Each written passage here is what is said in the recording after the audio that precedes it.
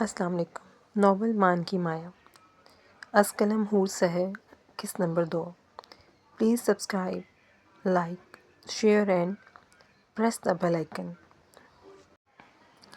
وقت کے راستے سے ہم تم کو ایک ہی ساتھ تو گزرنا تھا، ہم تو جی بھی نہیں سکے ایک ساتھ، ہم کو تو ایک ساتھ مرنا تھا۔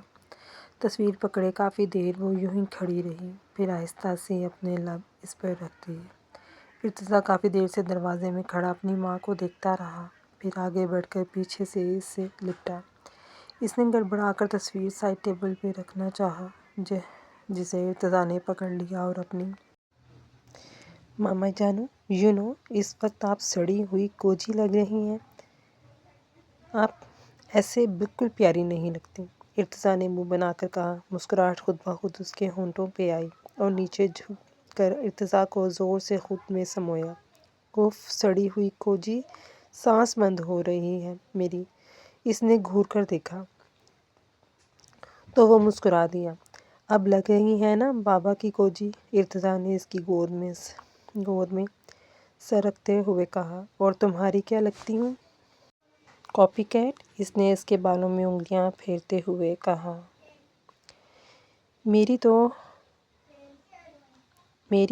آپ تو میری ماما جانو ہو، کیوٹ سی کوجی سی، وہ ہنستے ہوئے کہنے لگا، جبکہ اس نے ہلکی سی چپت لگائی۔ ڈیول، یہی تو اس کے جینے کا سہارا تھا، اس کی کل کائنات۔ مے آئی کم ان سر؟ اس نے دروازہ نوک کر کے کہا۔ یس، کم ان۔ کرنل نعمان نے مصروف سے انداز میں اسے اندر آنے کی اجازت دی۔ وہ چلتا ہوا اندر آیا۔ تھوڑی دیر بعد کرنل صاحب نے سر اٹھا کر اسے خشمگین نگاہوں سے دیکھا۔ وہ خاموشی سے کھڑا تھا۔ ہاں کیپٹن، کوئی کام ہے کیا؟ نعمان نے بات میں پہل کی۔ اسے پتہ تھا جب تک میں نہ پوچھوں یہ یوں ہی کھڑا رہے گا۔ اس نے گڑبڑا کر سر اٹھایا اور دل میں خود کو کوسا۔ ارمان شاہ، تیری قسمت ہی پھوٹی ہوئی تھی جو اس ہٹلر کے انڈر کام کرنا نصیب ہوا۔ وہ سر، کیا میں کچھ دن کے لیے لیو پہ جا سکتا ہوں؟ اس نے بنا تمہید باندھے کہا۔ کرنل نعمان نے آرام سے اس کی طرف دیکھا، جیسے اس نے کوئی انہونی سی بات کی ہو، جبکہ وہ اپنی جگہ پہ تھوڑا سا کسمسایا۔ اور دل میں کہا، تو تو گیا ارمان شاہ۔ کیوں؟ کرنل صاحب نے تیکھی نظروں سے دیکھ کر پوچھا۔ وہ سر، فیملی فنکشن میں جانا ہے۔ کرنل نعمان نے گلا کھنگار کے کہا۔ کیپٹن ارمان، تم آرمی آفیسر ہو، کوئی ٹین ایجر بوائے نہیں۔ جبکہ ارمان نے اس وقت کو کوسا کہ وہ اس ہٹلر سے چھٹیاں مانگنے کیوں آیا۔ ارمان شاہ، لعنت ہو تجھ پہ کہ دوسروں کی بولتیاں بند کروانے والے کے لیے بھی کوئی آ چکا تھا۔ وہ سر، اب فیملی فنکشنز میں بندہ نہیں جا سکتا کیا؟ دل تو کیا کرارا سا جواب دے، مگر پھر آگے کا سوچ کے صرف اتنا ہی کہہ سکا۔ کرنل نعمان نے لیپ ٹاپ کو سامنے سے ذرا ہٹایا اور اسے دیکھا۔ یہاں چھٹیاں آپ کی مرضی سے نہیں دی جا سکتی۔ آرمی جوائن کرنے سے پہلے آپ کو یہ بات اچھی طرح ذہن نشین کرنی چاہیے تھی کہ تمام خواہشات کا گلا گھونٹنا ہوگا۔ ایک سپاہی کے لیے اپنے ملک اور اس ملک کے لوگوں سے بڑھ کر کچھ نہیں ہوتا۔ ہمیں اپنی فیملی کے علاوہ سوچنا چاہیے۔ ہمارا نصب العین ہمارا ملک اور اس ملک کے شہریوں کی حفاظت ہے۔ حلف اٹھاتے وقت ہم عہد کرتے ہیں کہ ہماری زندگی اس قوم کی امانت بن گئی اور اس میں ہم خیانت نہیں کر سکتے۔ امید ہے تمہیں میری بات اچھے سے سمجھ آ گئی ہوگی۔ اب تم جا سکتے ہو۔ یہ کہہ کر کرنل نعمان نے لیپ ٹاپ آگے کیا، جبکہ ارمان شاہ منہ لٹکا کے باہر نکلا۔ سیرت، میں سوچ رہی ہوں مایا کا یہ آخری سال ہے۔ جیسے ہی ختم ہو جائے بس پھر رخصتی کرواتی ہوں۔ زندگی کا کچھ پتہ نہیں ہوتا، میرے اویس کی نشانی اپنے گھر کی ہو جائے۔ امی جان، میں بھی یہی سوچ رہی تھی۔ سیرت نے روحی بیگم کی بات سے اتفاق کیا۔ چائے لاتی روزینہ نے بھی ہاں میں ہاں ملائی۔ مایا روزی کے لیے اپنے بچوں سے کم نہیں تھی۔ یہ تو اچھی بات ہے امی جان۔ خیر سے ارمان بھی جاب پہ لگ گیا۔ ہائی کیوٹ گرلز، کیا ہو رہا ہے؟ مایا نے روحی بیگم کے قریب بیٹھتے ہوئے کہا، جبکہ منا سیرت کے پاس بیٹھ گئی۔ مایا جان، اب اس عمر میں ہم کہاں سے گرلز لگ رہی ہیں؟ روزی نے پیار سے اس کی طرف دیکھ کر کہا۔ ہا ہا ہا، ممی جی، آپ تو اب بھی تیار ہوتی ہیں تو بجلیاں گراتی ہیں، لوگ دل تھام کے رہ جاتے ہیں۔ سامنے سے آتی روما کو دیکھ کے اس نے منا کو آنکھ ماری اور کہا، جبکہ روما اس کی بات پہ کوڑ کے رہ گئی۔ سب ہنسنے لگے۔ ہاں ہاں، میری ممی تو ورلڈز بیوٹیفل ہیں ممی ہے۔ ہاں ہاں، میری ممی تو ورلڈز بیوٹیفل ممی ہے۔ منا نے بھی ساتھ دیا۔ وہ کہاں پیچھے رہنے والی تھی؟ جی جی بالکل، اس نے روحی بیگم کی گود میں سر رکھتے ہوئے کہا، جبکہ روما سب کو نظر انداز کر کے اوپر چلی گئی۔ روحی بیگم اس کے لمبے سلکی بالوں میں انگلیاں پھیرنے لگی۔ پھوپھو، کیا مان بھائی ارسل بھیا کی شادی میں آ رہے ہیں؟ منا نے سر اٹھاتے ہوئے سیرت بیگم سے پوچھا۔ پتہ نہیں بیٹا، میری بات نہیں ہوئی ابھی۔ اچانک اس کے ذہن میں جھماکا سا ہوا اور چلتے چلتے اپنا سیل فون نکالا۔ اٹھاؤ بھی یار، اس نے تیسری بار جھنجھلاتے ہوئے ملایا۔ جو بھی تھا بڑا ہی بے صبرا تھا۔ اس نے جائے نماز رکھتے ہوئے بیڈ سے سیل اٹھایا۔ اسکرین پہ کڑوا کریلا کالنگ جگمگا رہا تھا۔ اس نے مسکرا کر کال پک کیا، جبکہ سامنے سے وہ نان سٹاپ شروع ہو گیا۔ سڑی ہوئی بھنڈی کہاں تھی؟ ہاں، اب ایسی بھی کیا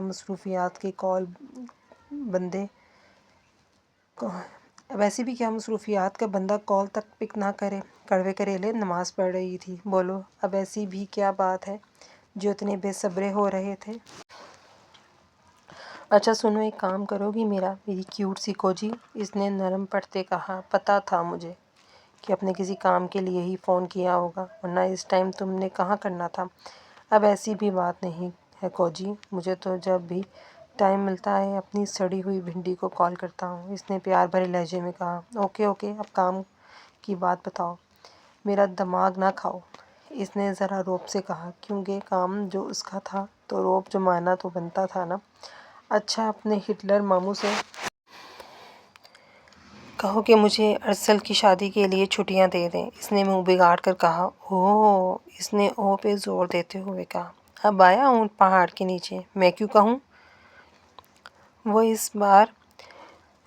اس لیے کہو گی کہ تمہارا کڑوا کریلا کہہ رہا ہے، ماں نے شرارت سے کہا، جب مایا اس کی بات پر چھینک گئی اور کال بند کرتے ہوئے کہا، میں نے کوئی نہیں کہنا، بائے۔ جبکہ ماں نے مسکرا کر سیل کو دیکھا، کیونکہ اسے پتہ تھا کچھ بھی ہو وہ بات کرے گی۔ ارتضیٰ، آرام سے گر جاؤ گے۔ وہ لان میں سائیکل چلا رہا تھا، جبکہ وہ بار بار اس کو آہستہ سے چلانے کی تاکید کر رہی تھی۔ یار مما جانو، میں بچہ تھوڑی ہوں ارتضیٰ، اس نے گھوری دکھائی، جبکہ وہ کھلکھلا کر ہنس دیا۔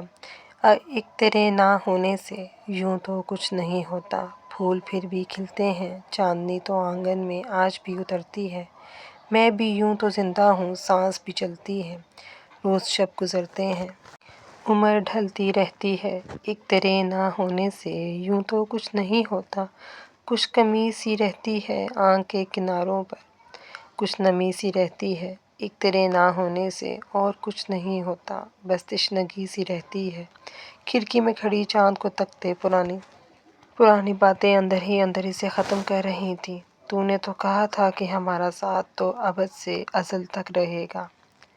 یہ کیسا ساتھ تھا؟ یہ کیسا وعدہ تھا؟ کیا قسمت میں یوں ہی لکھا تھا؟ تقدیر کا کیسا کھیل تھا یہ؟ وہ سمجھنے سے قاصر تھی یا پھر سمجھنا نہیں چاہ رہی تھی؟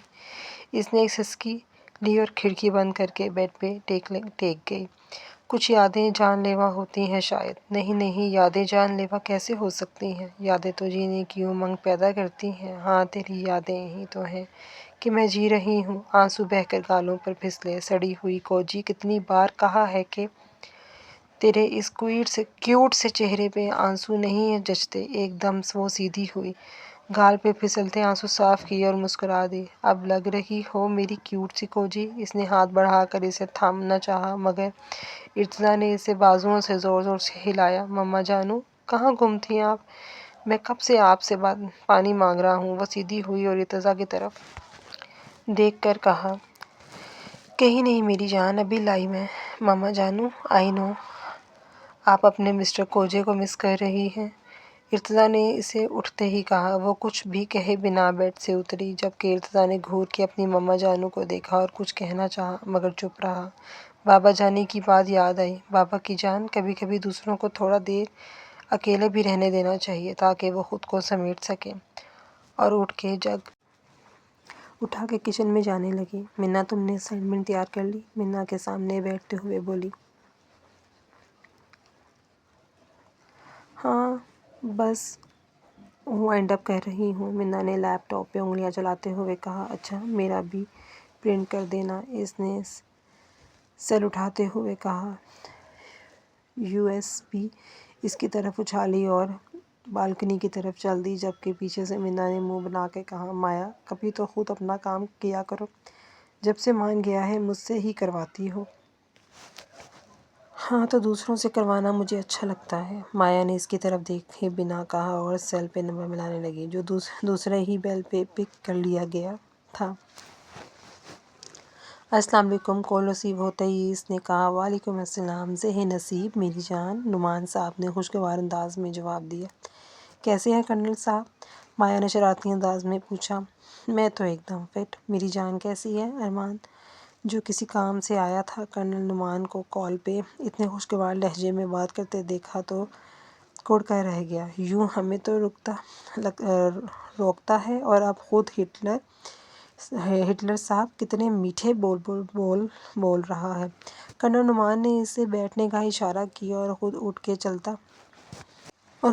کر چلتا ہوا بالکنی تک آیا۔ میں تو آلویز کی طرح کیوٹ ہوں کرنل صاحب، مایا نے کھلکھلاتے ہوئے کہا، جس پہ نعمان صاحب بھی مسکرائے۔ جی جی، اس میں تو کوئی شک نہیں کہ میرا بیٹا بہت کیوٹ ہے۔ میرے بیٹے کی اسٹڈی کیسی جا رہی ہے؟ ایک دم فرسٹ کلاس کرنل صاحب، مایا ماموں کی بجائے اکثر کرنل صاحب ہی کہتی تھی، اور اس کی وجہ نعمان صاحب کا اپنے پیشے سے محبت تھی۔ یہ تو بہت ہی اچھی بات ہے، نعمان نے مسکرا کر کہا۔ مایا سے بات کرتے وہ یوں ہی بات میں مسکرا رہے تھے۔ وہ جان تھی اس کی لاڈلی علیزے کی بیٹی، اور علیزے کی طرح ہر بات اس سے منوانا۔ وہ ماموں، مجھے آپ سے کچھ کہنا تھا، مایا نے ذرا اٹک کے کہا۔ وہ جب بھی کوئی بات اس سے منواتی، کرنل صاحب کی جگہ ماموں کہتی، اور نعمان کو اس پہ ٹوٹ کے پیار آتا۔ علیزے بھی تو ایسی ہی تھی۔ جی ماموں کی جان، اجازت کی ضرورت نہیں، حکم دیا کرو، نعمان نے پیار سے کہا، جبکہ اندر بیٹھے ارمان نے کلس کے دیکھا اور اگلے ہی پل مسکرایا۔ میری سڑی ہوئی بھنڈی، زیر لب بڑبڑایا، ماموں ارسل بھیا کی شادی ہے اور اس کے ایک ہی ویک بعد رومان کی، سو آپ مان کو ذرا لیو پہ بھیج دیں، مجھے اپنی شاپنگ کرنی ہے۔ اس نے بہانہ گھڑا، حالانکہ شاپنگ وہ منا کے ساتھ کرتی تھی۔ اسے برا بھی لگا، لیکن کیا کرتی، اپنے کریلے کے بنا اس کا بھی تو دل نہیں لگتا تھا نا۔ شادی میں سب ہوتے اور اس کا کڑوا کریلا نہ ہوتا، یہ کیسے ممکن تھا؟ بس اتنی سی بات میری جان، میں ابھی اس الو کے پٹھے کو بھیجتا ہوں، جبکہ ارمان اس خطاب پہ تلملا گیا۔ ہا ہا ہا، اوکے کرنل صاحب، مایا نے شرارت سے قہقہ لگایا، جبکہ نعمان نے اسے اپنا خیال رکھنے کا کہا اور کال کاٹ دی، اور سیل پہ نظر ڈالی جہاں مایا کی مسکراتی ہوئی تصویر جگمگا رہی تھی، پھر چلتا ہوا اندر آیا۔ وہ یوں ہی کچھ دیر بالکنی میں کھڑی رہی، پھر چلتے ہوئے اندر آئی۔ منا، کافی پیو گی؟ اس نے روم سے نکلتے ہوئے اس سے پوچھا۔ نیکی اور پوچھ، منا سر اٹھاتے ہوئے کہا۔ مایا بیٹا، کچھ چاہیے کیا؟ روزی نے اس کو کچن میں آتے ہوئے پوچھا۔ جی ممی، کافی بنانی ہے، اس نے دھیرے سے کہا اور کیبن کھول کے کپ نکالنے لگی۔ بیٹا جی اتنا نہ پیا کرو، روزی نے اسے سمجھایا۔ ممی بس آج، مایا نے کافی میکر اٹھاتے ہوئے کہا، مظلوم سی شکل بنا کے کہا۔ اچھا بیٹا جی، میں ذرا امی جان کو دیکھ کے آتی ہوں، تم دھیان سے کافی بنانا۔ یہ کہہ کے روزی باہر نکلی، جبکہ مایا کافی بنانے لگی۔ ارتضیٰ کتنی بار کہا ہے کہ آرام سے چلایا کرو، دیکھو لگا لی نا چوٹ، مگر مجال ہے کہ تم عمل کرو۔ قسم کھائی ہے اپنے باپ کی طرح مجھے تنگ کرنے کی۔ اس نے سلک کے اور اس کو بیڈ پہ بٹھایا اور زخم صاف کرنے لگی۔ مما جانو اتنا سا تو ہے، اب آپ ایویں پریشان ہو رہی ہیں۔ ارتضیٰ یہ اتنا سا ہے؟ اس نے منہ لٹکا کر کہا۔ ہاں نا، اور اتنی ذرا سی بات پہ اتنا کوجا سا منہ نہ بنایا کریں ماما جانو۔ وہ بھی مسکرا دی۔ ارتضیٰ نے اپنی ماما جانو کے کیوٹ سے مسکراتے چہرے کو دیکھا اور آرام سے اس کے لمبے بال کھینچے۔ ارتضیٰ، اس نے ہلکی سی چیخ ماری۔ اوہ ہو ماما جانو، آرام سے ہی تو کھینچے میں نے۔ ارتضیٰ نے منہ لٹکا کے کہا۔ ارتضیٰ، کبھی نہیں سدھرو گے تم، اس نے اٹھتے ہوئے کہا۔ ماما جانو، میں تو بچپن سے ہی سدھرا ہوا ہوں، اس نے آنکھ دباتے ہوئے کہا۔